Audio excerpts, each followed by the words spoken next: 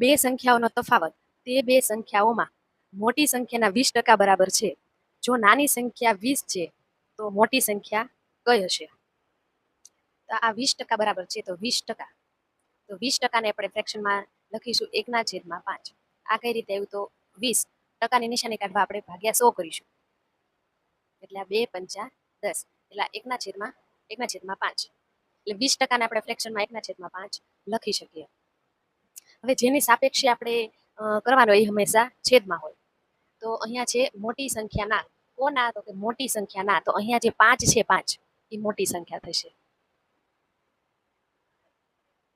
અને આ જે 1 છે તે અહીંયા આપેલું છે કે તે બે સંખ્યાઓનો તફાવત. તો આ 1 છે એ તફાવત છે. તો જો મોટી સંખ્યા 5 હોય અને એનો તફાવત 1 હોય તો નાની સંખ્યા કઈ થશે? તો નાની સંખ્યા મારી થશે 4. 4 રેશિયો. આ રેશિયોમાં તમારે કોઈ પણ સંખ્યા એવી રીતના લખવી હોય તો 4 રેશિયો લખી. અહીંયા આપણને નાની સંખ્યા 20 આપેલી છે. તો 4 રેશિયો બરાબર કઈ આપેલું છે? તો કે 20. તો 1 રેશિયો બરાબર કોઈ પણ દાખલો એમાં 1 રેશિયો આપણે આ મેળવી લેવાનો. 1 રેશિયો મળી ગયો એટલે કોઈ પણ દાખલો સોલ્વ થઈ જાય. તો 1 રેશિયો બરાબર શું આવશે? તો કે 5. હવે અહીંયા આપણને શું આપી દીધું છે? તો કે મોટી સંખ્યા કઈ છે? તો તમે આમાં જો મોટી સંખ્યા કઈ છે?